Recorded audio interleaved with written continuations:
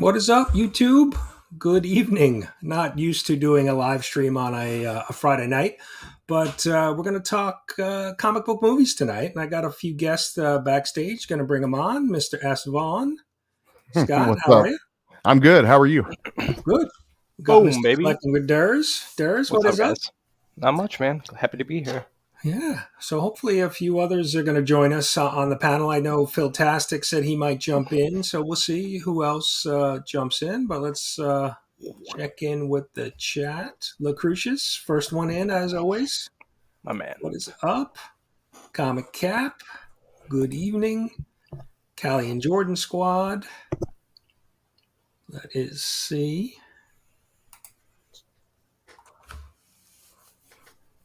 So a few people hanging out with us tonight. Appreciate you guys being here. We got 8 watching. So we're going to talk a little bit about comic book movies or shows. And I mean, I think we focus more on the Hollywood stuff, but there are all the different streaming services, Max, Disney Plus. There's a bunch of different stuff. And two, I wanted to share. I was doing a little research and. Let me share my screen.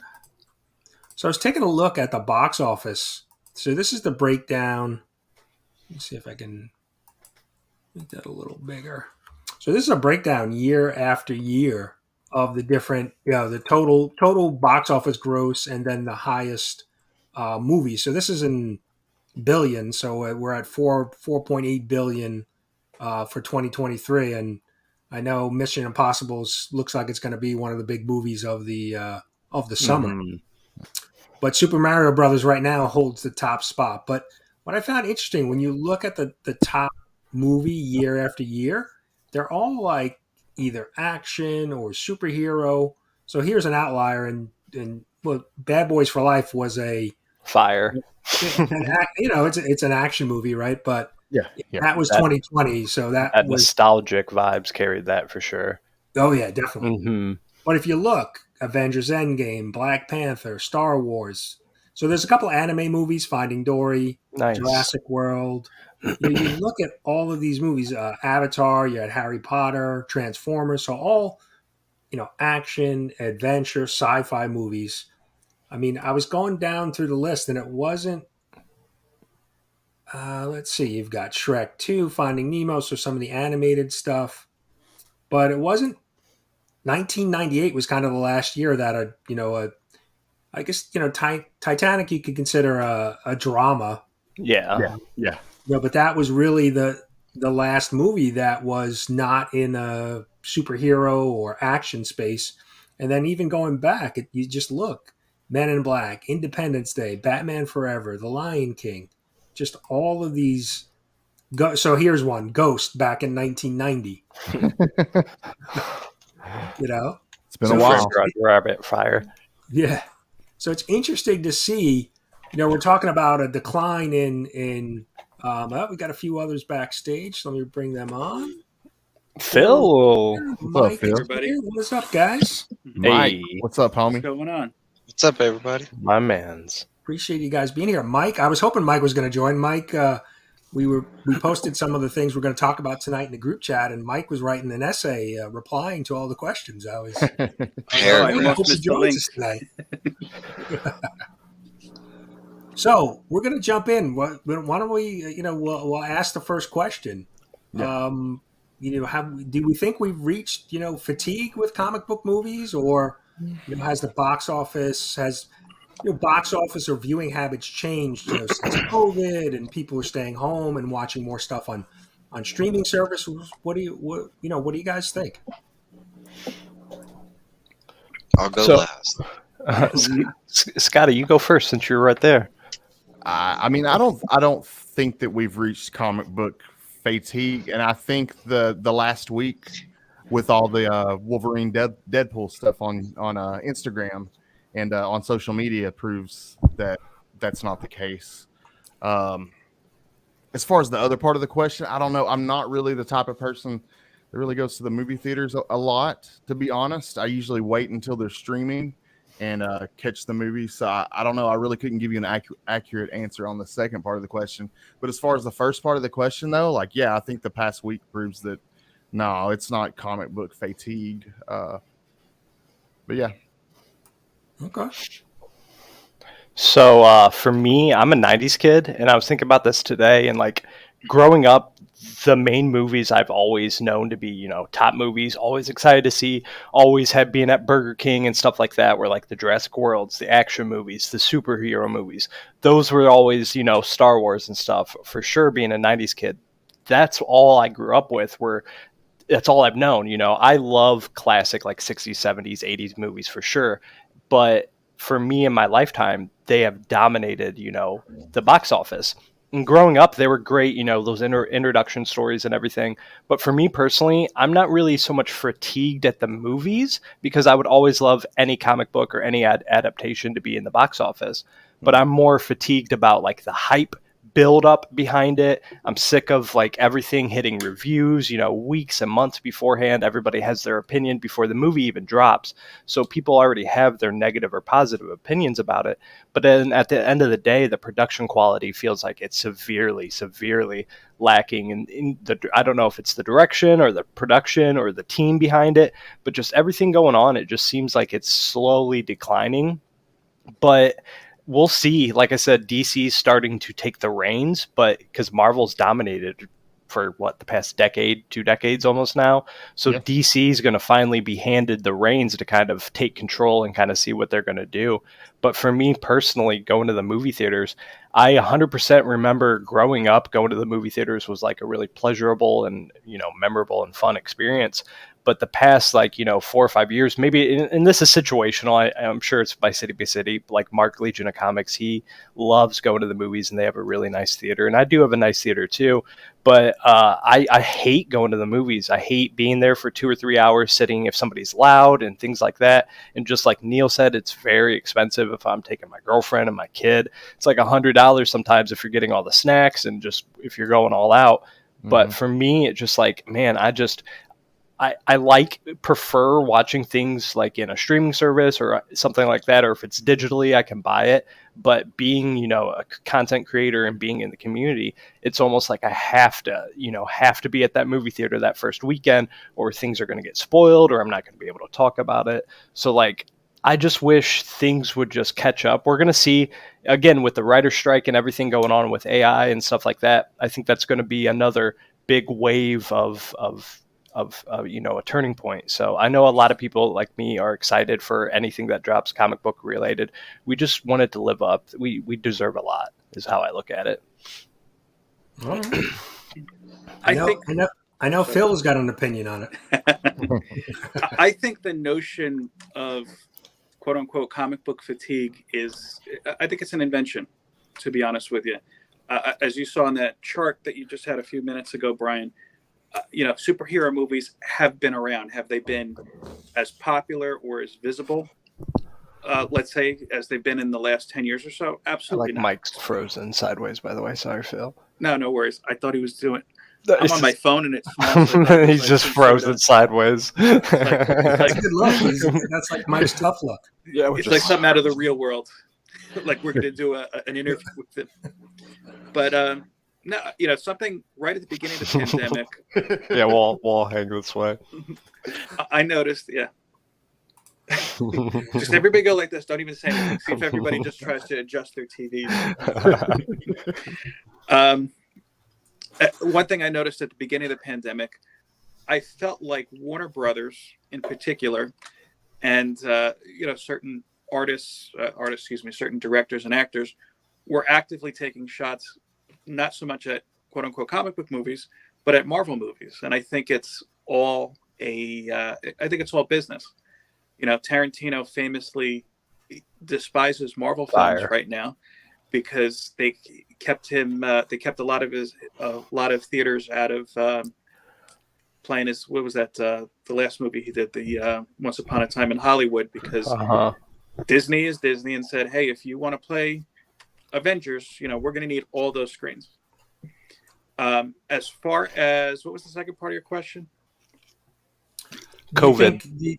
COVID, do you think there's been an impact since COVID? Absolutely, 1,000%. And I think the movie theaters have not figured out how to move past it. I could tell you that we were going to the movies at one point almost weekly. Same. And not just for superhero films, just for anything. COVID and having a kid put a quick end to that. Yeah. And now, yeah, the convenience of streaming is one of them. The cost. I mean, come on. Theaters, going to the movies was was just like you said, theirs was expensive before the pandemic. Mm-hmm. I can't even picture what it is now. And the only answer they have is, well, AMC said, well, we might charge extra for, depending on when you want to see this movie, or, hey, you could come and buy like a really cool thing to hold your overpriced popcorn in. They are cool, but they're like $30 or $40. Right. At the end of the day, you want to spend another $40 on top of it. And look, right. Times are different. People are still struggling. At the end of the day, you need to offer something more to these people than just, here's what you're going to be able to see in a month and pay us for overpriced snacks. Well, and that's right. I mean, as soon as money gets tight, entertainment is one of the things that gets cut first, right? If anybody's, that's the first thing that goes out the window. Right? You stay home. You don't go out as much. You don't go out to dinner. You don't go out to the movies. Those type of things. So, all right. I think Mike is now unfrozen, and he's got something. Yay! To say, I'm sure. Was I frozen before? Was You were. Yeah, you were like this sideways. I don't think that concept exists, and I said this in the chat, and I was serious about it. I mean, superheroes is a genre. It's not like something new. I mean, that's established. They've been trying to do this since movies got started. It hasn't been, it's been getting better, but I think that's every genre. But I mean, you're talking about when they drop like 4 or 5 horror movies, every month, regardless if it's on streaming or, actual in theaters, they're still making the movies. They might not be making high dollars or getting talked about. They're still getting made. So the fatigue thing, I think that's like some kind of fake news thing that's going around. Like, is fatigue a possibility? Are you kidding me? Or do you know how much money these movies are making? A regular movie generates like 50 million, and that's a super successful regular movie intake. I mean, we're talking about these movies are bringing in billions. They're always going to make a rake in that money, no matter what. Yeah, and that's one thing I would like to suggest to everybody that's like a YouTuber, comic collector. You kind of have to take, while looking at this topic, you have to, take your, you have to look at regular people's perspective and not the comic book fan perspective, type of thing. You're talking about people are getting to see stuff for the first time that they don't know about, characters that they have no idea who they are, and these are the representations of these characters, kind of thing. It's a great example is my son. He's not into comics at all. He likes looking at my collection and coming in here once in a while. But when it comes to like superhero movies, that is his jam. He is so hyped to see any new superhero movie because that's his very first. He knows like characters from me talking about them and everything like that. But he doesn't know the stories. He doesn't know the interactions. He doesn't know really.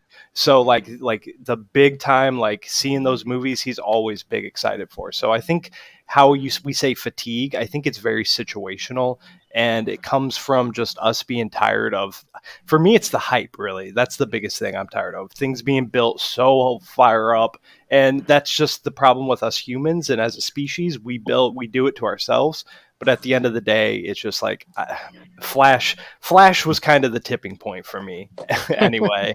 But I think, you mentioned the internet, right? There's been so much information about Deadpool 3 this week with the photos, and there was even some video of the action, like Deadpool and Wolverine fighting. Wolverine slash. And now, they're mentioning all the different, Jennifer Garner coming back as Elektra. Ben Affleck, they were even saying as Daredevil. So we know so much about a movie before it gets released these days that it almost kills it. Yeah, it's tough to get excited because you know so many things. Right. You know what, though? Let me add something to that. I think Marvel in particular, for the most part, before movies released, has been able to hide most cameos. I think anything that you hear now is being let out intentionally. There's got to be surprises for us. I agree with you, Phil. You know, to be honest with you, I was I kind of had a feeling Black Adam was not going to be a good film when a week before it comes out, DC is like, hey, just so you know, Superman's in it for like 2 minutes. Yeah. You know, because how many people went there to like, oh, Superman's going to be there, it's going to be great. I watched it for The Rock. That was the sole reason. I thought it was a good movie.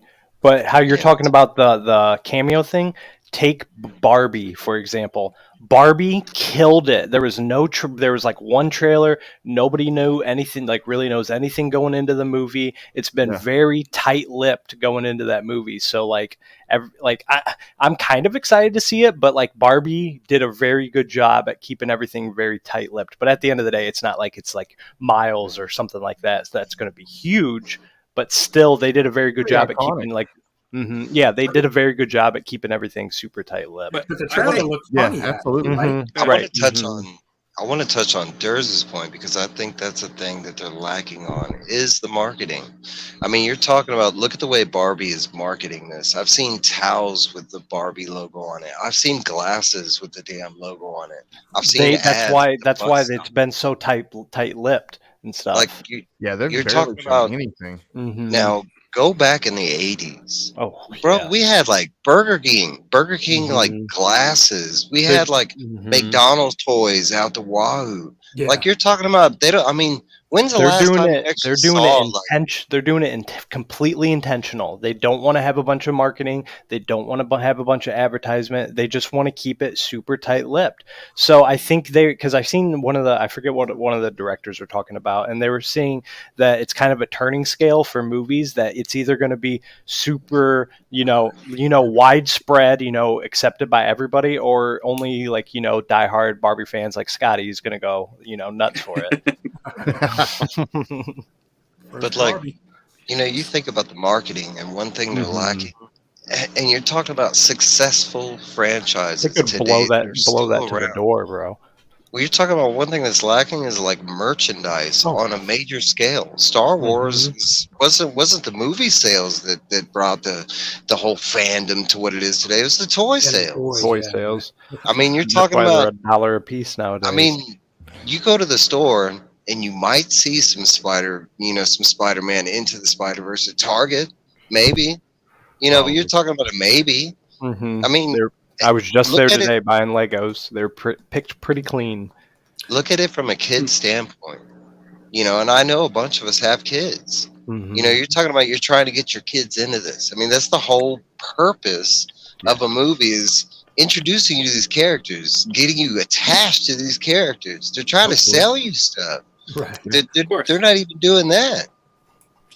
It's like, I don't know that I agree with you necessarily on the Barbie point. I think that maybe we'll start seeing more licensed stuff afterwards. Only because today I just started seeing commercials for there's like a Candy Crush Barbie edition or something. I don't know why. I'm not sure the explanation, but all I know is it's very intentional that they're keeping it super like low key. Yeah, I mean, it'll be interesting to see, right? Because Mission Impossible has had some really great reviews, critic and audience, and so this is its first weekend. We'll see Tom Cruise had the number one movie last year, Maverick, right? So it's fire. Yeah, we'll see if he can duplicate that with Mission Impossible. I've never seen, and no hate on it, I've never seen a single Mission Impossible movie. They've been pretty good as far as action movies go. They've been pretty good. So not into the spy genre very much. James Bond doesn't do it for me either. So all right. So next question that I have is, what do you guys think of the? I hear a lot of discussion, and you see it on Instagram and things about the movies following stories that are from the comics. So do we think that movies need to follow, the existing storylines that we've read in the comic books, or, do the, movie, writers and directors need to kind of, mold that together, right? Some original stuff, and then, call back to the comics as well. Well, I don't think they need to. I don't think that they need to necessarily. I know myself as, someone that's loved comic books all my life. Even when I didn't collect, I would appreciate it, but I can understand certain times them taking certain liberties and going a different direction, because they can't make things translate on screen. So I certainly understand them going certain directions because of that, especially with like some of the cosmic storylines. I don't know, certain things I can't imagine, or I couldn't picture them making work. I don't know. I would have liked to have seen, like with Infinity Gauntlet, I would have liked to have seen them stick to the storyline a lot closer, but I don't know. It's do they need to? No, absolutely not, and they didn't, and it worked. So, Yeah, I mean, I'll say this: I want my comic book films to somewhat diverge from the story. I think yes, you need some aspects of the story. Do you need a page for page, word for word thing? No. I mean, look, that's Sin City. Yes, was a panel for panel thing, but I'll say this: I didn't understand Alan Moore's point to adapting his films until I saw Watchmen and Sin City, because I realized when you're reading a comic, it's a individual experience for yourself. While you're reading it, you're hearing in your head, basically, without sounding too crazy, how these characters are supposed to be acting. You feel that environment. You're kind of filling in the blanks and connecting the dots. When you go to watch a movie, some director, some art director, whomever, has basically said, no, this is exactly the way it sounds. This is exactly the way it looks. This is the way you should feel from this. So you lose some of that, I think, connection to it. And also think about this. How many great sounding event books have come out that have just fallen flat? Okay, if Ms. Marvel dies, she's back in 2 weeks or whatever. Mm-hmm. Okay, no issue. Marvel doesn't lose money either way through that. You put out a bad film that's so bad nobody wants to touch it, you're talking millions. Yeah. As Flash. Yeah, the Flash is kind of the most recent example, right? I mean, that because of the marketing and the budget, the Flash is really kind of taking a beating, and I wonder, and that's kind of one of the questions that I have coming up is, and we've seen it, right? We've seen it with a few other actors. Namor, he had a recent, off camera, issue going on. And then the same thing with Majors, Jonathan Majors, right? Right, Jonathan made the Kane. Yeah. Mm-hmm. So, some off-screen stuff that potentially could impact, the on-screen performance of a movie, right? So that's one of the questions I have. Do studios need to do a better job of vetting some of these actors? Maybe more background checks if they're banking on millions and millions of dollars. It's the same thing like any regular employee would do, right? They do a background check, they do a drug test, right? There's certain checks that you need to go through if you want to get hired at McDonald's. Right.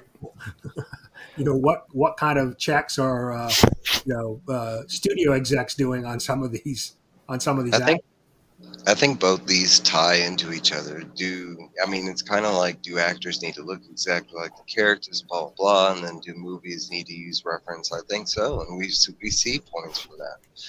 Not too many people are fans of Venom, Craven, Morbius, that whole side of, and I'm not saying they're bad movies. I like all those movies, but are they the movies I really want? No, I want Venom and Spider-Man fighting each other, and no, but are they bad movies? That's the different story. Yeah. My thing is, that's the disconnection with the fans. When you get too far, that's like everybody's first comment on Ezra Miller before he was getting himself in trouble in real life was the way he ran, and he didn't look like the Flash, and they didn't like it because it looks so different from the Flash that they're used to. That plays an important part. if you got Wonder Woman showing up, dressed like some regular person, I mean, what's the difference? That's my whole like. That kind of ties into the whole gender mix and the whole. I mean, I'm not saying it doesn't always work. I mean, we got Samuel L. Jackson. He's a great character, and they pulled that out perfectly. But at the same time, when you get too far away from the source material, who loves that? Nobody, because it's not the fans that love it. You're too far away from the source material. Right. Now you're just guessing on, hopefully new people will like this, and that's the guess.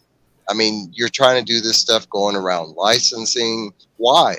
I mean, why take that big of a risk to do these movies? And I get it, they're making money, but at the same time, you can't tell me they don't have the rights to these characters and do those stories. Like, why are that's a big issue, is them trying to go around, trying to use a character or a storyline and I don't know, getting too far away. It's kind of my disconnection with the X-Men. I mean, what the original 1, 2, and 3, what was that really based on? Was that Ultimate? Was that, I mean, who knows?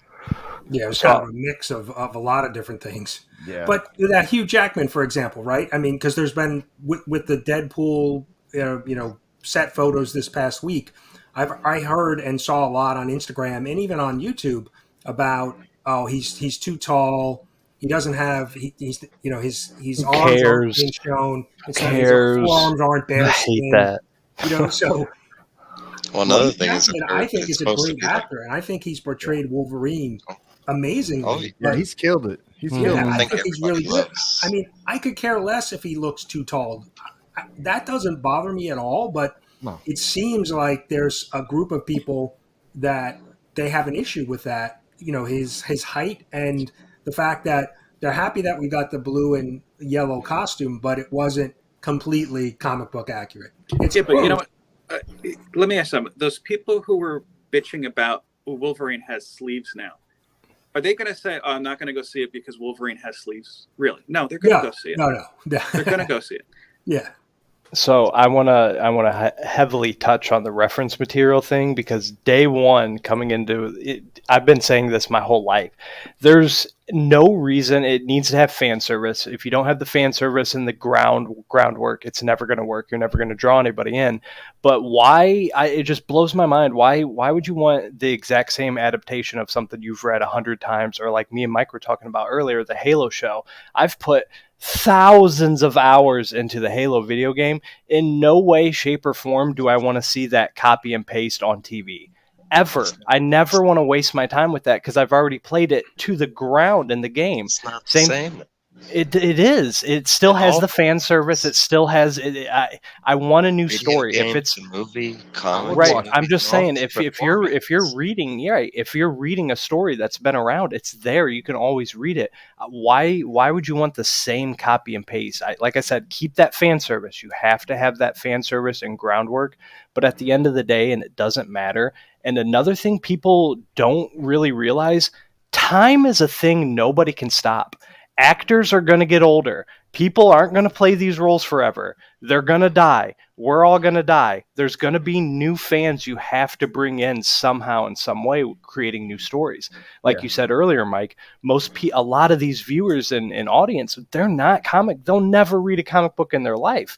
They're just there for the movies and the stories and stuff like that. But at some point, these characters are like what if Hugh Jackman went out and got like neck tats and arm tats and everything? Is he not going to be an actor? Are you going to complain about that because he has tattoos now and Wolverine never had tattoos? Like, who cares if he's a little chubby or he's a little taller? It's ridiculous. And at the end of the day, negative comments and negative views are always going to outweigh the positives 100 times to 1. So that's kind of the generation we live in.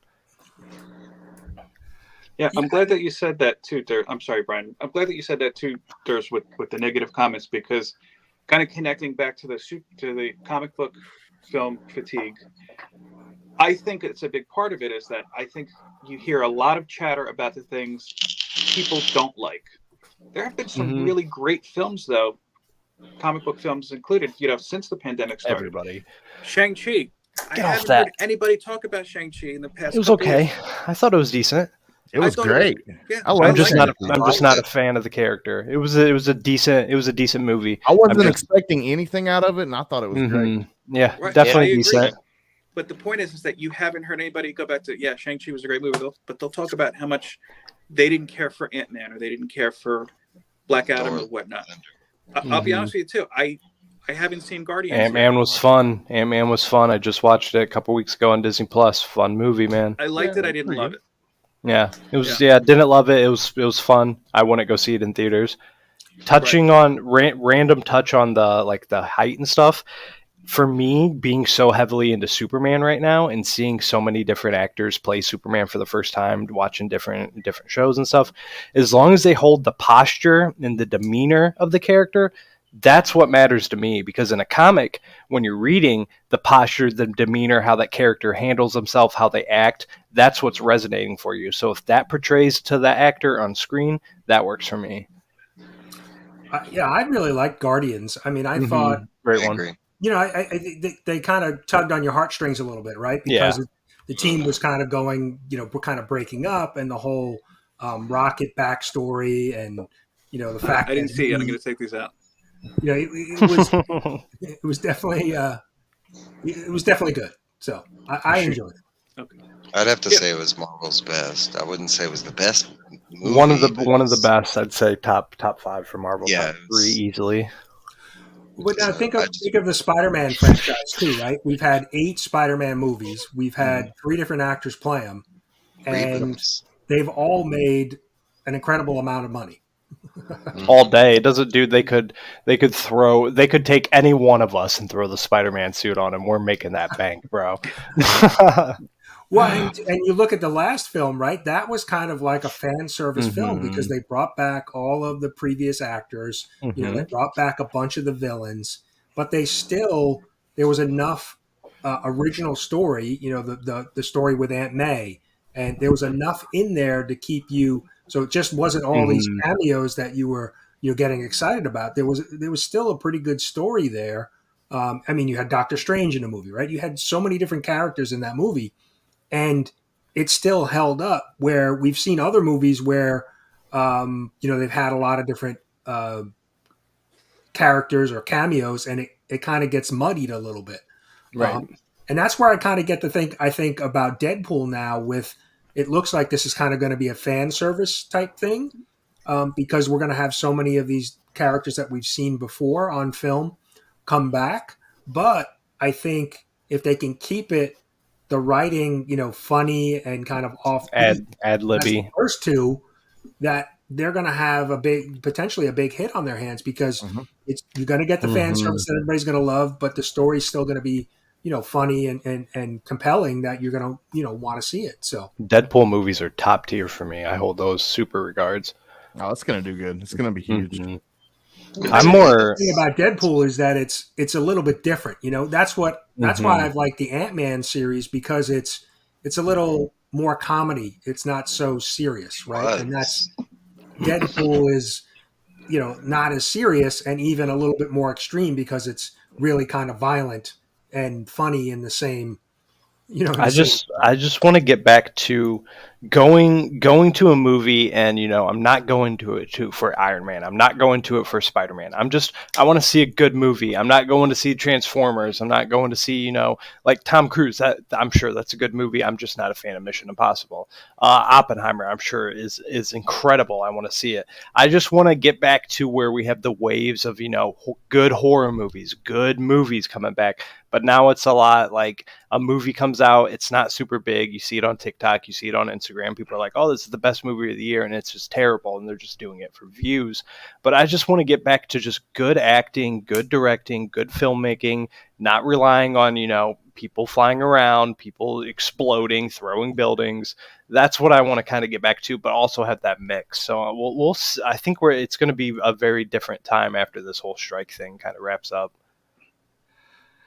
Now, the next question I had was, and I think there's been a lot of chatter about CGI, right?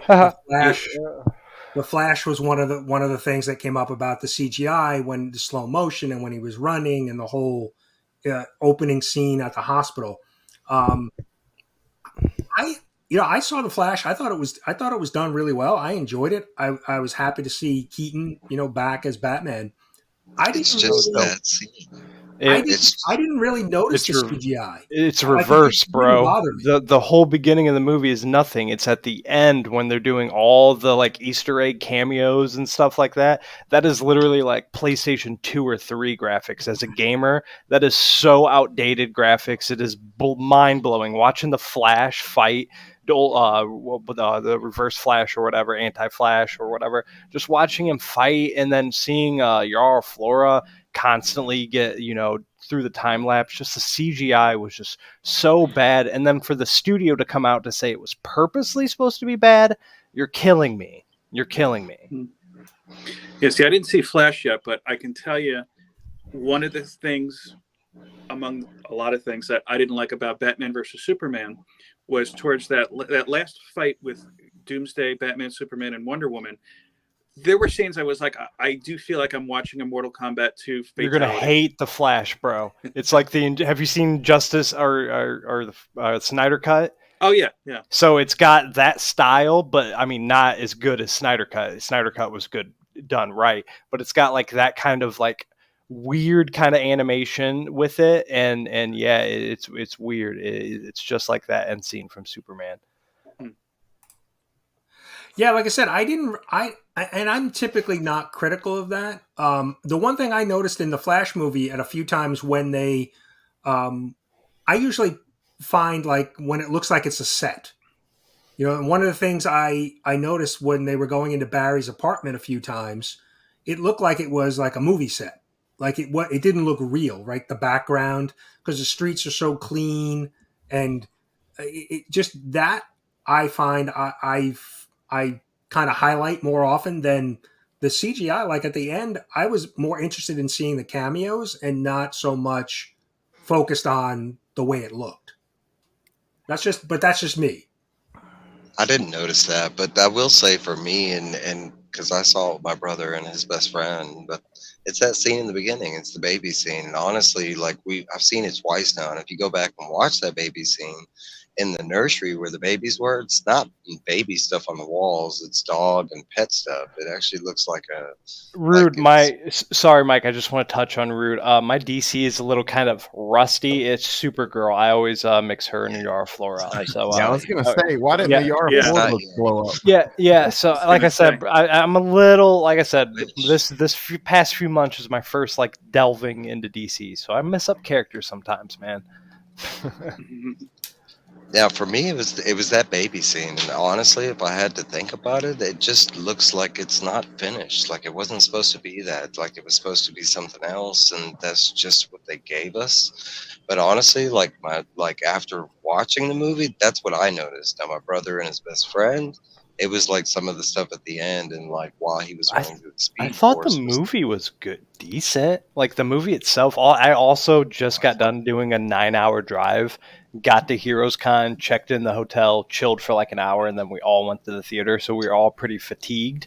But like I said, the CGI just at the end, I mean, it's long enough. I can say spoilers, right? It's out. It's out on digital, right?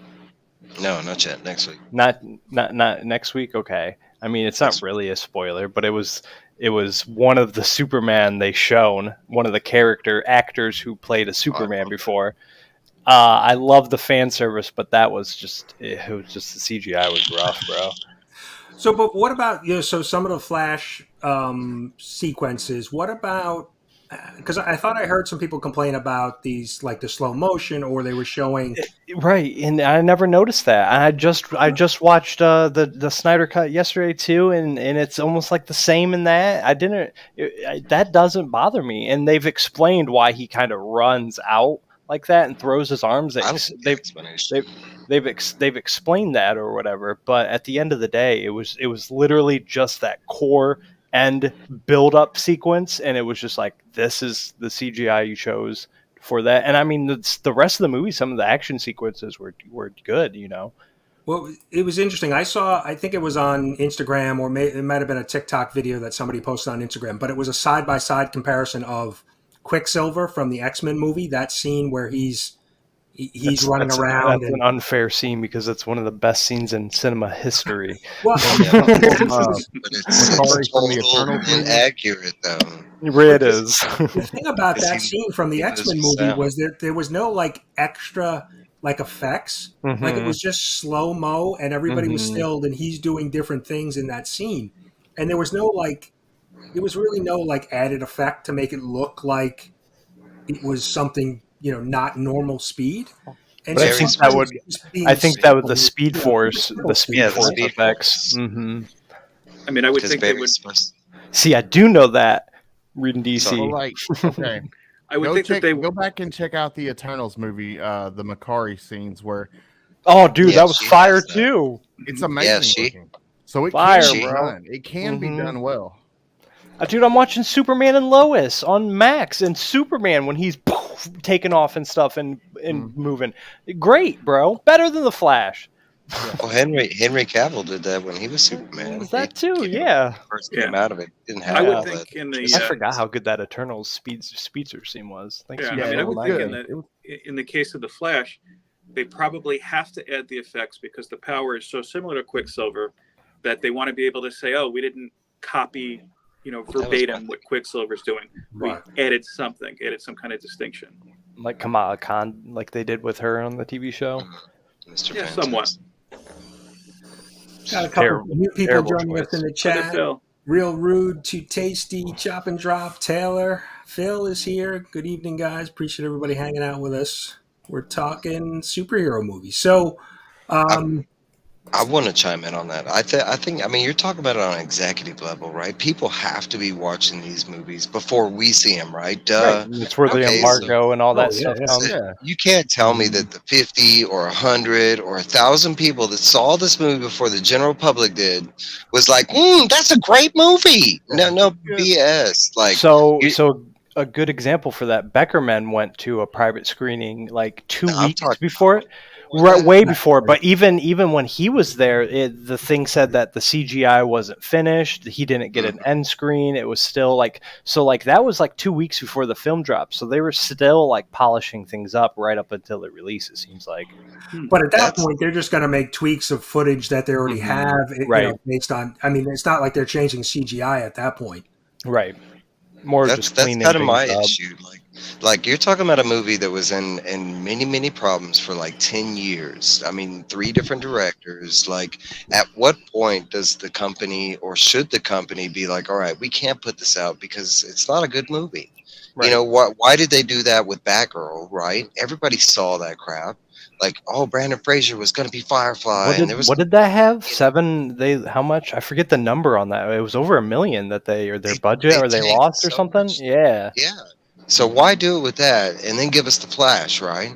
Where Right. it's like, and then hype it up like it's gonna be the best movie ever. Stephen King says it was the best. It's like, why? Well, if you're watching this on executive levels, I mean, like people that are supposed to be, how is it getting passed to us? That's my Right, point. yeah. A good point with the CGI is Oppenheimer. I just found out that entire movie there's no CGI and there's nukes that go off in that movie. Like the in the IMAX scene, they handed out like glasses to the studio audience because it was so bright. Not a single piece of CGI was used in that movie. Yeah, but I mean, look, just as there's bad CGI, there's Mhm. bad practical effects too. I think at Right. the bottom line, if it looks good, whether it's computer generated or physical, AI it looks generated. good. If it looks bad, it looks bad. Yeah. I mean, how many times though have we heard test audiences hated this, so they changed it because of that? I mean, it doesn't, I think, always work necessarily. Like, how did they let this thing go? It just seems like we're I'd trying like to know what test audience they have. I'd like to know the type Yeah. of people that's in that crowd because they say it's random. But like, how random really is it? That's true. Yeah, I mean, Joe makes a good point, and I think Dr. Von Hoot mentioned it about the current DCU movies or the ones that were already made. Shazam, Flash. You've got Aquaman 2, right? Aquaman 2 is already starting to get Shazam some was all right, by bad the way. buzz about it. So, I think we need to set the bar for DCU on the new movies that come out. But I'm wondering, is DCU being kind of set up to be Snyder being set up to be fail now because there's been so many movies. Marvel was pumping out 4 movies a year. Have there been so many movies now that we're just the audience is at the point where maybe they don't want to go as much, to the movie theater and see some of these movies. So I wonder if they're putting themselves at a disadvantage because it took them so long to kind of reorg and get, to this point that the DCU is being established. I'd like to touch on Two Tasty's comment. He's like, Blue Beetle does look like a DC has a better CGI. 100%. And Blue Beetle, 1,000,000% is not on the level or budget that the Flash movie was on. I can almost guarantee it. Yeah, and I have no idea about the Blue Beetle or anything, but I'm excited because I mean he used the Buster Sword from Final Fantasy at the end. He pulls that out, so the CGI looks good and stuff like that. And I just I mean I don't know the reason, but it was originally made for HBO, and they moved it to the actual theatrical release. But I think when they made that decision, they went back and refilmed and recast a lot. But I don't know the reason. Go ahead. I don't know the reason why they moved it from Max to a physical. One of the things I know they're doing is casting, because you guys have seen all the castings for Superman Legacy in the past couple of days. That is supposed to be the first DC, like the new start, but there's a Superman before it that's like the first one. So like it's very confusing with the continuity of what's going on and stuff, and they're not even really talking about the first Superman that's coming out. It's all about Superman Legacy. The first part of James Superman. I'm not sure. There's go ahead. Mike would know. The first part will be Creature Commandos, and it'll be the animated thing, and that'll be well actually. And remember, they're doing that cross actor thing. So the same actors that are in the animated stuff will carry over to their live action stuff. So we got some casting from that already. Yeah, but going forward, all the DC animations are going to be fluent with the live action. But then you're right; it's Superman right after that. Like that's straight into it is Superman. Right. Yeah, I mean, all the casting moves is Superman. A couple people mentioning it here in the chat, Taylor and Joe. The Flash, I thought though, from a story perspective, was done pretty well, and I thought Ezra Miller and Keaton did a fantastic job in their acting. I thought Miller's playing basically 2 different parts. I thought it was done. His acting was done really well. Yeah. I like The Flash more than a lot of other movies, honestly. Let's just get a Spawn movie, man, and call it a day. Shout out to Joe. Joe's hanging out with us. He's not feeling well, Joe. Hope you're feeling better. Yeah, feel better, Joe. Shout out, Joe. That Blue Beetle figure does look dope. I had the old one. So, with some of the recent news, Ezra Miller with his stuff in the news, and some of the other Marvel actors that have had some, domestic, violence stuff and things going on, do the studios need to kind of take a look at some of these actors if they're sinking, their $100 million movie and they're paying an actor, $5-10 million for his role? Do they need to start to do a little more homework on some of these actors before they hire them and bring them into the films? You see, Brian, I mean, if I'm gonna invest, if I'm investing millions into someone, I'm for damn sure gonna make sure that they're the right person for the job. Yeah, if that means thorough background checks, if that means drug test, whatever needs to happen. If I'm investing millions of dollars, I'm going to employ people to make sure that happens. I mean, I'll say this though: there are background checks that are already done. I mean, in both cases, tell me if I'm wrong. Jonathan Majors, Ezra Miller, these things didn't come out until after the fact, or in some cases didn't happen until after the fact. In the case of Ezra, I think they were able to put a clamp on him pretty quickly when things were, getting out of hand. Well, those are two particular situations. I'm talking in general. Well, but in general, I mean, one thing that we're overlooking is that the business end of the film industry is that each of these actors have to be insured. And part of the insurance process is going into a background check. That's why Downey Jr. came really cheap when Iron Man came out, because nobody was getting him on a movie. Yeah, in fact, steal this decade, bro. Yeah, in a recent interview, he credited the absolutely terrible Dr. Dolittle film as "quote unquote" the most important film in his career because it basically gave Disney the confidence to say, okay, we're going to cast him in a film. Yeah, and I have no reason to believe that movie studios aren't doing background checks, but I wonder if is there something some other level that they can do? But I think Mike even made the point was or somebody in the chat, once this actor becomes famous or more famous, they potentially could be a target, right? Because somebody's trying to look for a payday, right? So somebody, in a lot of these cases, it's he said, she said, and now we've got a lawsuit or an arrest, and and then we find out weeks later or months later that they were false allegations, or what they said happened didn't happen, and then but the damage sometimes is already done, right? And so like I said, like any employer, I'm assuming movie studios do some type of background check. But I wonder if they do. Like I used to work for a minor league baseball team, a minor league organization, and they had like a code of conduct for the players, on and off the field. I wonder if they have something like that set up for the actors and actresses. Yeah, there's usually a morality clause.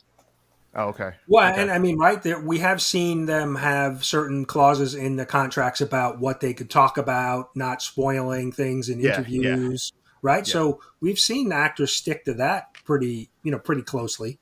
So I look at it as like sports. 100%, you have the background checks and stuff like that. But as long as it was like a nonviolent or like it wasn't like a sexual assault or anything like that, I do not care if you got arrested 15 years ago for a drunken bar fight or something. No, that does not mean the type of person you are today. And there is the morality thing, fine. But if you're an NBA, LeBron James, he can go out and party all he wants and nobody cares. He's not doing drugs or drinking and driving. But NFL players are out partying all the time. So like at the end of the day, I know if I got famous, I'm still going to live my life. I'm not going to just like hide and still do that. I'm going to want to have fun and do those things. But they need being in that social media light. 100%, right? 100% is not for everybody. Hence, like Ezra Miller, you just gotta. I don't believe he was guilty of anything or anything. But knowing when you're going out in public, the cameras are on you. Don't be dumb. At the end of the day, just don't be dumb. You have to know you're being watched. Right. Yeah. Wait till the Flash movie comes out and then go be dumb. You're good, Does anybody know the contract that Jared Leto had to sign for the Suicide Squad movie for him to be Joker? Does anybody know the liability clause that he had to? No. This is crazy how far they go to protect their asset. So Jared Leto is famous for like a couple things, right? He's the lead singer of a major famous band. He's an Oscar-winning actor, but he does two other things in real life. He's the head spokesperson for Gucci, and he's a world-class rock climber, and he does it with no equipment. In his clause, he was not allowed to rock climb at all because they were so afraid of him dying or getting hurt or blah blah. They go into details when, they go into detail. Now you're talking about as far as like, Ezra Miller thing. When you actually read what went down, like how can you protect that? It was a situation that just got out of hand. People were drinking. Like, I mean, it's kind of like one of those. My whole thing about this is how do you move forward with these actors on contracts that the company cannot break. Like as far as Jonathan Majors, they're trying to really work him back in, and I mean, because that's the thing. Like, I mean, he was established, right? I mean, it wasn't just Loki at this point. Now we got Ant-Man 2, and we're talking about the end credit scene. The whole Kangverse and everything. So I mean, like how you said about the rock climbing thing. If I'm Jared Leto, I'm looking at the $sign at the bottom, and I'm like, cool. I'm not going to rock climb for a year. I'll be fine. Right. You need to make that. You need to make that decision and just have that professionalism. That the rest of your life. Right. I'm not like I might not rock climb for a year, but this check right here, signing this, I'm probably going to take care of my family for the rest of their life. So exactly, yeah. But Paul makes a good point. That's why I kept it highlighted, right? It's not fatigue, it's bad product, right? We haven't Exactly. we have had a kind of a string of not so good movies, but maybe that's the cue the studios take, and the fact that we have a writer strike and an actor strike now, we're certainly going to see delays in production, but maybe they need to scale back. I'd much rather have only one Marvel movie a year, Yes, but having a please. really good movie as opposed to having 3 or 4 and they're like okay. Or like a part, Yeah. part one, and like how like Spider-Verse is doing it perfectly. They had their last part, whatever, a year or two ago, and now we just had the next one, and then next year, probably not now, but it was on track, to have the next part last year. Yeah. That I prefer much more than, cram this movie, hurry up and get the next movie out, hurry up to get the next movie out. Break it up into parts, and I'm cool with it. And Joe's been dropping some good comments. Joe's a lawyer, so Joe would know about contracts. I get a sense that both companies are taking note and saying, okay, maybe we should spend a little bit more time on, X, Y, and Z. I think things are.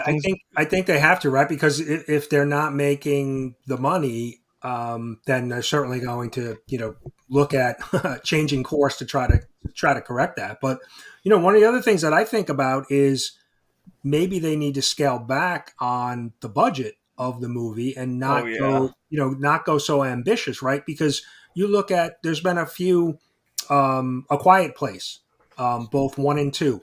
Yep. That was made for like $20 million, and it made $250 million. And Good movies.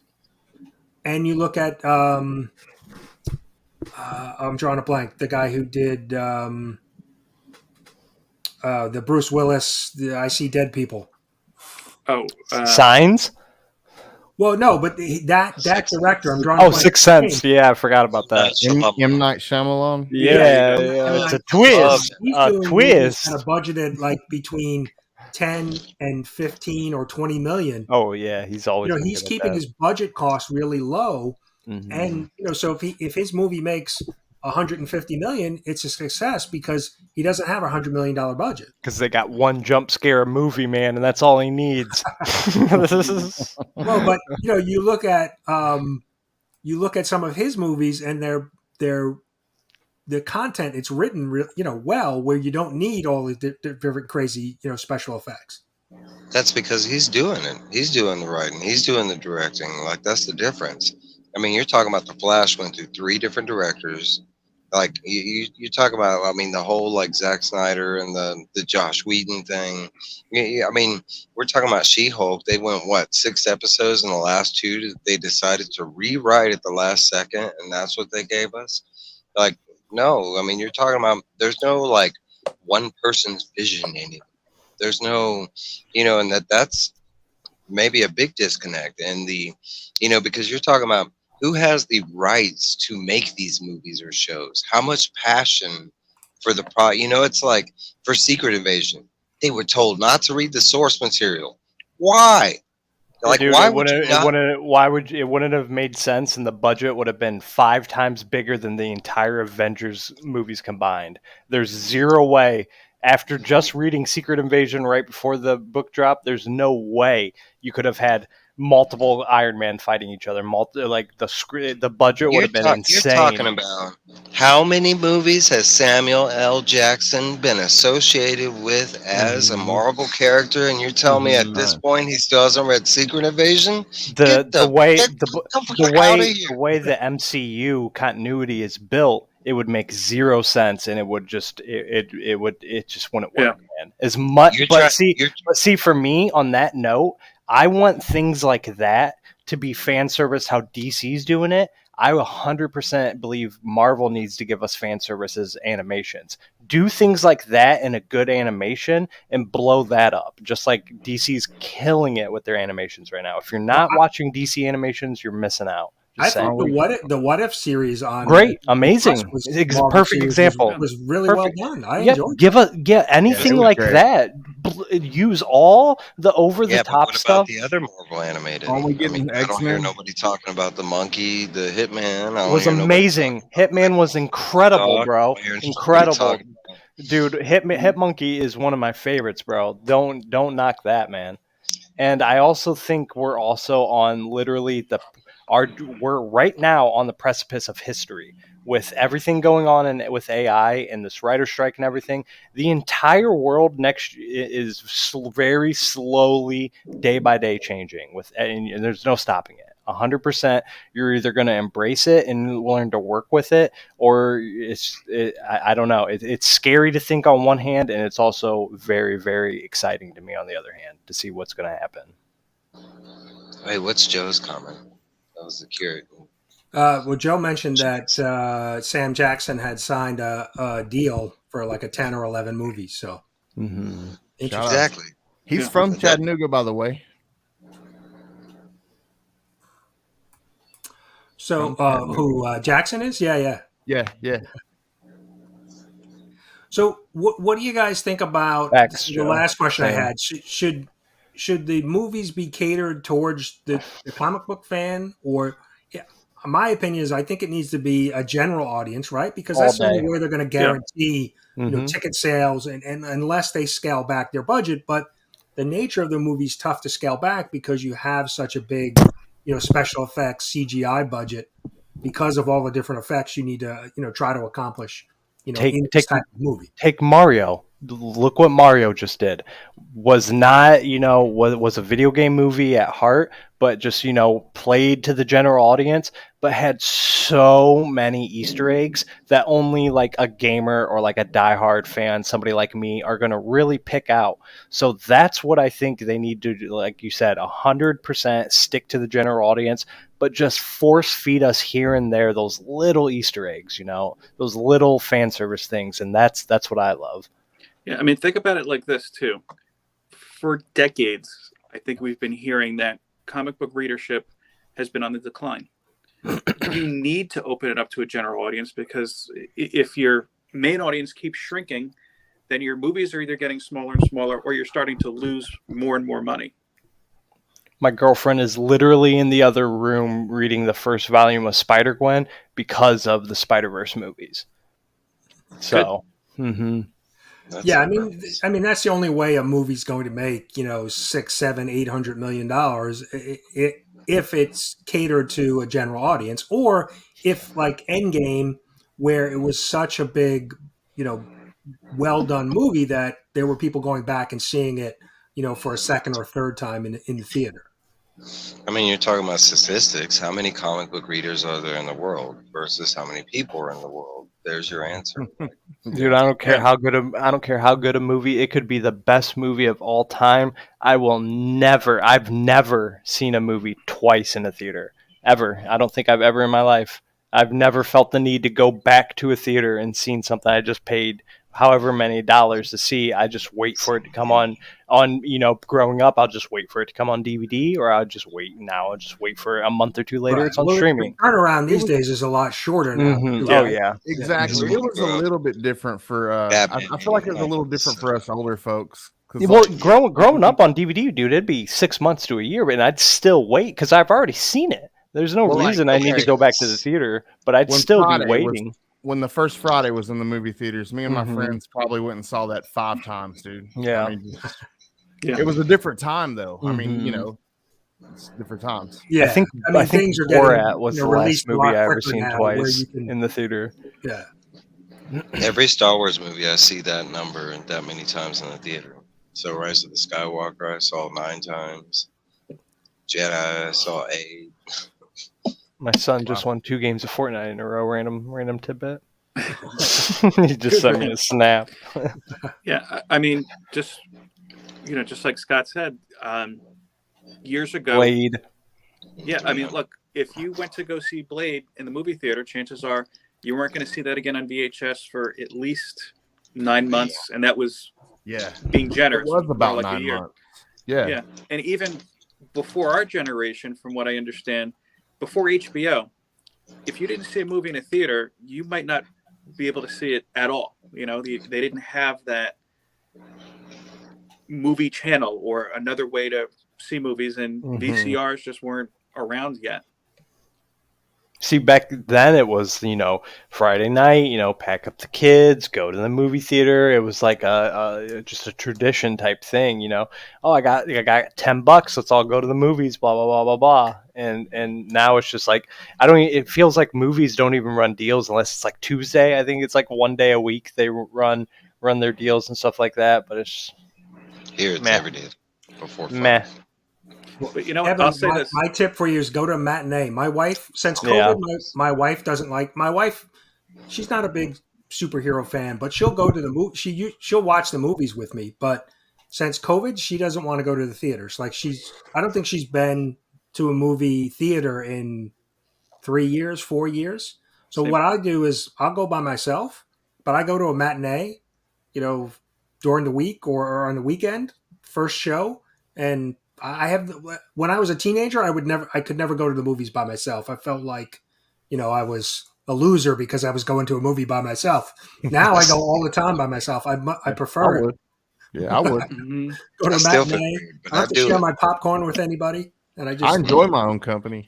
Bro, when I was single, I would go to the movies all the time. No, I would not care because, like I said, can't miss a superhero movie. You gotta see it that first week. Because, like, for me, if I know I'm not going to see that superhero movie in the first week, I have to unfollow so many Instagram pages. I can't watch certain YouTube channels for like a week. It's just like, man, it's just too. I'd rather go just watch the movie.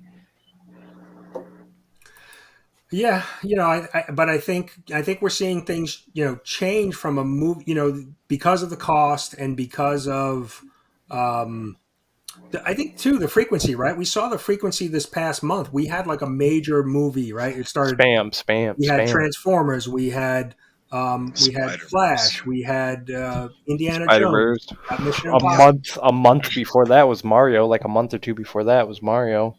But we are in the summer. Yeah, Some people facts. just don't have the money to go or the time too, right? Because it's a commitment, right? I want to go see Mission Impossible. I was thinking about seeing it this weekend, but the runtime on it's like 2 hours and 45 minutes. And I have a busy weekend. I have other things. So I couldn't carve out 3 hours, 3.5 by the time you watch the previews and get there and get your popcorn and get into the theater. I couldn't carve out 3.5 hours this weekend to go do that. So I'm hopefully going to go, within the next couple of weeks to see it. But, it's a time commitment for a comic book. I pick up the comic book. It's $5 to, $4, $5 for a comic book. It takes me 10 minutes to read it. If I don't like it, that's it. That's my time investment, 10 minutes and $5. A movie's a little bit different. It's 2 hours, 2.5 hours, and, maybe $30, 35, depending on, if I'm going myself or, with my wife or somebody. So it's a little different of a commitment from a comic book to a movie. That's why I haven't seen Avatar 2 yet. I just don't feel like sitting there for 3.5 hours watching it. I'd like to, but like at the end of the day, I could make 5 YouTube videos in that 3.5 hours or read whatever, blah blah blah blah blah. Yeah, maybe maybe this is going to be a boost for all of our YouTube channels now that creators in Hollywood are on strike, both writers. That'd be dope. You never know, man. Yeah, that is a good point. I paint a picture. We only got like 8 months of content, and then after that, we're up in the air. Well, yeah, Look at- remember what happened yeah. during COVID, right? When all production shut down, we had some new movies for a period of time, and then it was really both on TV, and streaming and in the theaters, things really slowed down. They'll get Yeah. this sorted out before the end of the year, though. Before I'm not- Oscar season. I'm not Yeah, gonna I'm sure lie. they will. I'm pretty excited for some of the YouTube features coming up. Like one of them is you can put up like three like thumbnails or whatever, and it will still be a private video, but it will go to like a test audience, and it will show you which video, like which one they clicked on the most, and then it will choose that thumbnail for you. That's pretty interesting. I didn't know that. It's one of the new features coming. What All right. So, anything else that we want to mention about movies or streaming service? What do we think we can? What needs to be done to make them better? I mean, I think we kind of, and even between us and the chat, that we don't think there's really fatigue out there. It's more, the quality of the movies that they're putting out just hasn't been as good as some of the earlier ones. And maybe if they reduce the frequency of these, right, kind of take a step Agreed. back, put out quality over quantity. I think that seems to be the key. I want to say that, on a higher note, we still need to support these movies because, for one, like, I mean, a lot of people don't want to realize this, but comic book movies saved theaters back in the day. Like, I mean, you're talking about never had seen billion-dollar, marks until Spider-Man came along. And okay, so, I mean, if we're talking about the end of that, I'll take it straight to my Xbox, bro. I don't even need a theater. I'm sorry to all the theater workers out there, but at the end of the day, I'm perfectly content with never going to a theater again in my life. If I could just spend $5 or $10 at my home and boot up my Xbox and watch it on my big screen TV with nobody around me in the comfort of my home all day, bro, I'm cool with it.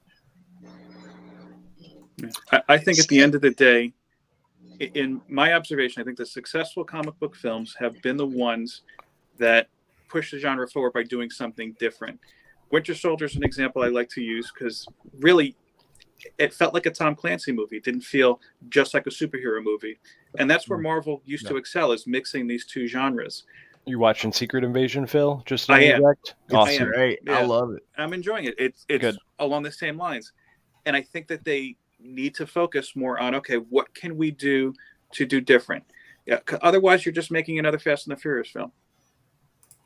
Well, the one thing I like about Secret Invasion is that it seems to be more story driven. It's not so much about the effects. There's been some big scenes, some action scenes. We do have some super powered in the series, but it's not every scene, right? It's very limited. It's more the characters and the interaction between, the story. It's more. I like how they explain why the Avengers aren't there, or why they're not calling them, or why they're not assisting. They keep touching on that randomly, and that's good. I like the fact that that Nick Fury is not presented as, I'm this unstoppable force, I'm the Superman here. Oh, no, quite the opposite. Yeah, we're getting Nick Fury like at vulnerable. 50%. Yeah. Right. Yeah. Kind of an older, a little bit broken down, right? He's been through so much. He's a little broken down at this point. Yep. The resources. Facts, Gene. Exactly. Well, without smoking a cigarette. Thing, right? Everybody's got a 60-inch, 65-inch. You can buy a big TV for a lot less money these days, and so Mm-hmm. I see the theater as like a social event, though. It's another thing that you're minusing out of the public. I mean, growing up in the '80s, we used to have roller skating rinks and arcades. Different. It's not the '80s, bro. It's 2023. Well, I mean, like 20 years ago, big TVs like that weren't affordable. I mean, 20 years ago. Oh yeah. Mm-hmm. Yeah. And then just to stack COVID on top of it at everybody, like, bro, like I love being around people, like I love humans, but at the end of the day, I hate being around people and being around somebody like that in such close proximity, because I just want to be comfortable. I don't want to have any distractions. It's just, theaters are for whatever for me. I prefer a drive-in over anything all day. Those are awesome. But those are, I mean, I'm lucky. I'm not really lucky saying this. I live in Ohio. It sucks, but we still have drive-ins everywhere. So there's one 10 minutes, 15 minutes from me. So. Yeah, I don't have any near me. I looked it up. I think the closest one is about an hour away from me. Yeah, I don't think there's any more. See, I like touching on that, Trev. He says it's an event to go to the movies, but that's so like 1950s mindset, bro. Like it was an event to have slaves, and an event to not let women to vote and stuff like that. It's the same deal like being a manager in retail. Like I'm watching big box brick and mortar stores slowly fade away, and retail slowly fade away and become a thing of the past, much like what we're talking about here. It's just times are changing. It'd be the same concept online. It sucks, but that's the reality of the world. Well, I think it can be an event if, like, I remember going to see Endgame opening night. Now that was an event. The theater was, sold out. The crowd was crazy to see, when certain things happened, everybody cheered, and but I don't know if we'll see that. That was before COVID. And so the last movies that I've seen, the theaters are not as crowded. They're not sold out. But I'm typically not going on Thursday nights, opening weekend for a movie. My thing is kind of like, take it from a different perspective. You minus theaters, it's kind of like, and you got that concept, I can watch it at home. I mean, what about concerts? I mean, I could do the same thing with a concert, right? Put on a vinyl and I could listen, my big ass speakers at home. Mm-hmm. I mean, you're talking about minusing an experience that's out. It's an intimate experience to see it in person. Right. I mean, we're talking nine times out of 10, it's going to be 100 times worse because those live singers and stuff. Like I saw Motley Crue in person, and it was one of the biggest disappointments of my life. It depends on But you know what? the scenario. And the other Right, concept is movies pay those, the theaters pay those movies. So how we pay, because subscription services don't necessarily pay. I mean, look at Netflix movies that lasted for like what, a year and a half, 2 years. I mean, and they got a whole studio and everything. I mean,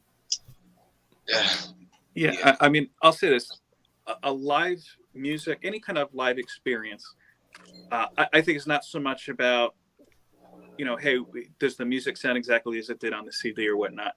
It's the energy that you feel, from the performance. Yes. I could tell you, my wife will attest, we would go to comedy shows probably every other week before the pandemic. And you do feel that energy, that ebb and flow from the performer and from the audience itself too. With a film, I don't think you necessarily get that same kind of energy. Maybe one of these big, like Endgame kind of experiences like you were talking about, Brian. But look, my TV looks just as good, if not better than the screen. I'm going to save money. The food's better. And if I hate the movie, I could just fall asleep and not be like, the pausing thing is my favorite. Well, and two, Phil, for you, right? You have a young son now. So oh yeah, going to the movies takes a lot more planning, because you have to have a babysitter or somebody, so it certainly changes over different, times of your life where, I'm at the opposite point where my kids are grown now. And my wife, like I said, she doesn't want to go to the movies. So I can go to the movies whenever I can just plot the time to go. I can go see, I don't have to coordinate with other things. So, Mm-hmm. yeah. I mean, I think the theaters really do need, and this is kind of along the same lines of what Gina's saying here too. The theaters really need to build some value in what they're selling at the end of the day, because overpriced popcorn is just not doing it anymore. Right. Well, right. A movie. I take all my snacks in anyway. Yeah. But what's an average ticket price? $12, $15, right? Mm-hmm. That's a month of a streaming service, and Facts. you can watch, unlimited movies. Yeah. And most of the services are producing original content, so it's not like you're just watching older movies. So there's certainly value in that. And if you don't like it, or you watch as much as you can within that month or two, and then you cancel the subscription, so you don't have that ongoing cost. And still, you're probably under the cost of going to one movie and picking up popcorn. Easily. Yeah. Yeah. So definitely a value. The model, the movie model may need to change for theaters and for Hollywood studios. Just as a whole. Mm-hmm. Well, and they've seen it already, right? They used to sell all their movies on DVD, and now it's more digital, where it's available on a streaming service. Mm-hmm. Like Flash came out next week? Yeah, that's fast because it didn't do well at the box office. So bam, drop it on there, and then that's where we'll make it up, hopefully. So anything else that you guys want to mention about movies and superhero movies and where we're at? Like I said, I think we've established, right, there's really no fatigue of superhero movies. It's really just bad superhero movies, and that maybe if the studios, and we may have it because of the strikes and things, that maybe and I think Kevin mentioned it, I think Marvel even had a press release saying that they were going to kind of step back and slow down the production of new Star Wars and Marvel films right now. So, which could be a good thing, right? Because again, getting quality over quantity. So, yes, sir. I'm good. My back hurts. I'm ready to rock, man. Well, I appreciate you guys coming on and chatting. We're an hour and 20 minutes in. Why don't we'll go around. I'll highlight everybody and let everybody know. Phil, why don't we start with you? Let us know what you got coming up. You have your live stream tomorrow, right? Yep, I'm right after Brian. Come for breakfast with Brian, stay for indigestion with Phil. All right. So tomorrow, 11 a.m. Eastern, Phil's live stream. Scotty, why don't we talk a little bit about you? I know you've got your Monday live stream. Yeah, I got that coming up. Comic Book Addicts this Monday at 7:30 p.m. Eastern Time. It should be a good one. We'll be doing another recovery. It'll be a return to the recovery. Charlotte will be on from Cadis, and it's going to be a great show. So, yeah, that's what I got coming up. Charlotte was the guest who was. She's a counselor, right? She helps. Mm-hmm. Yeah. Okay. Yeah. She was so great when she was first on. Yeah. Yeah, she was an awesome guest, and it'll be awesome, really informative, and good learning experience, hopefully. So yeah, she was a great guest last time. So yeah, definitely. Thanks. Mr. Durs, I know you're starting to plan your 1K and Yes, sir. Yeah. Yes, sir. I'm building a little nest egg. Just making sure before I announce it, I have everything in place. Maybe next week. If not, it's 100% the week after. But like I said, I just want to have a good little nest egg and make sure I'm giving back to the community. I got some dope prizes. You know me, always rocking Sunday Night Sesh at 6 o'clock Eastern Standard Time every Sunday. And then I'm kind of on the thing. I've got 3 videos dropping, and then my shorts are doing really well. So I like where the channel is. I love hanging out with you guys, and at the end of the day, we all family. You know that. And Fanboy mentioned Unbreakable. That was That was fire. M. Night Love that. Shyamalan, who again, not a big budget. Super fire. Glass. So Mike, what do you got going on? I know other than reviews, I know in your halls. What else you got going on? That's all I got. I got something coming with C Bizzle, maybe. C Bizzle in the works. We might be talking about the whole Kamala Khan thing. Oh, nice. There's been some leaks from Marvel again. I know everybody's seen it already, but the Miss Marvel comic is dropping, so I think we're gonna touch base on that. I haven't seen it. What's the leak? Let me in. What's the leak? They already announced that she's not dead. She's coming back, and now she's immune. Mm-hmm. Just read And I'd like to present this question out to the community. All right. So they told us that they changed her for the TV show, because she was too close to Mr. Fantastic, right? So we got bracelets, right? And I was cool with that. Now they kill her off and they bring her back as a mutant. That's kind of like Mr. Fantastic, right? Mm-hmm. So what was the purpose? I will never have any interest in Kamala Khan outside of the Avengers video game because she was one of the best characters. She was dope in that game. Mm-hmm. The Disney Plus Miss Marvel series wasn't bad. It was different. It was okay. It's I kind of enjoyed it. changing pace compared to some of the other shows. So I'd rather sell my entire comic collection for a penny than have to watch that show again. I don't think it was geared towards me necessarily. Oh, yeah, fact. I think it was certainly geared towards a younger audience. But I still enjoyed it. I thought it wasn't bad, but I find it tough to really be critical of some of the stuff because I remember watching The Incredible Hulk as a kid, and they just put some paint on a bodybuilder. At that time, that was so dope, bro. And it was Lou Ferrigno. Who cares? Lou Ferrigno killed it. So, yeah. Bro, he could have been painted. He could have been painted Doris purple. Hellman. He just could have been a purple Hulk the whole time, and still would have been dope. And the '70s Spider-Man, the guy had a rope. It was a cargo net for his web. So we've come a long way. He had a motorcycle. And Durs, I'll say this, man. Read the first, I'm going to say 1 or 2 volumes of Ms. Marvel right when G. Willow Winslow went off. Yeah. And I think you'll see the value in the character. I can't I speak love this. to her post Secret Wars, but I'll be honest with you, it was one of my favorite reads up until she left. I always give a recommendation a try, but I will say Miss Marvel is hands down one of the bottom of the barrel Marvel characters for me. Shots fired. She's even lower than X-Men, and you guys know how I feel about X-Men. She's way lower on the totem pole than them. I like the X-Men. Well, I think she's one of those characters that's they're gearing towards. And I haven't read much Miss Marvel in comics. I saw the Disney Plus. To me, it seems like they're gearing it towards a younger audience that they're trying to attract. That's fine, and I'm all do it. You need to do that. You definitely need to do that. But like for me, just going into it, just changing our powers, it's just like we don't care. Like we're not. It's not going to confuse us. We understand it. But yeah, for the people coming out of it, but the people that don't read comics, they're not going to know who Mr. Fantastic is anyway. So it doesn't matter. All right, so I have tomorrow morning. We're I got to get my rest because I have the Breakfast with Brian show tomorrow. We've got kind of a Saturday morning lineup now. You've got Matt and Blaster on at 7:30 a.m. Eastern.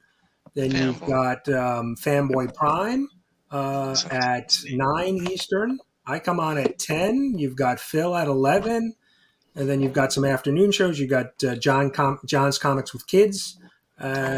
He's on at 11:30 Eastern. You've got Only Slabs, so we're starting to build this this Saturday complete lineup. So I do want to interject shout out that Cat Fan also has been going live every day for 403 days live every day at 9 a.m. as well. He won't be there tomorrow because unfortunately his cat passed away, but make sure you guys add him. He's on that Saturday morning spread as well. Yeah, well, he does a premiere every morning at 9 a.m. Eastern. Yeah, he's had his streak just broke because of, unfortunately, like Dur said, he had a cat, one of his cats passed away. So he was taking some time off to deal with that. But hopefully he'll be back in the next couple of days. And so, yeah. But that's it, guys. I really appreciate you guys coming on and talking about this. I thought it was a topic that's been, a lot of chatter about it, so wanted to kind of get everybody's opinion on it. So always, David, we're just wrapping up, but glad you're here. But yeah, Breakfast with Brian tomorrow. So get up early and hang out with Madam, and I'm going to tease it. We could have a new dancer premiere tomorrow on the Breakfast with Brian show. So that's all I'm going to say. That's all I'm going to say. Scotty, you join the gang of the bathrobe gang, bro. That's true. Y'all don't want any. That's the VIP club, bro. In the family, you got to have the bathrobe to be VIP status. I don't think y'all are ready for that. Just grab your favorite slab. Well, we made it through a show. I think an entire show without playing a clip. So let's. I don't want to root it. We'll leave Comics by the Bay for tomorrow morning. Oh yes. Yeah, no dead eyes. It's Friday night. We'll we don't want any emotional damage. But thanks everybody. Thanks for hanging out. Thanks to the chat. Appreciate you guys being here, and we'll see you tomorrow morning for the Saturday morning lineup. I'm looking for something to play us out. Now we dance us out of here, and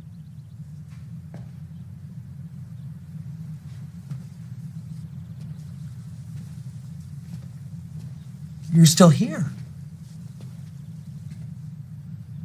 It's over. Go home. Oh, you're expecting a teaser for Deadpool 2. Well, we don't have that kind of money.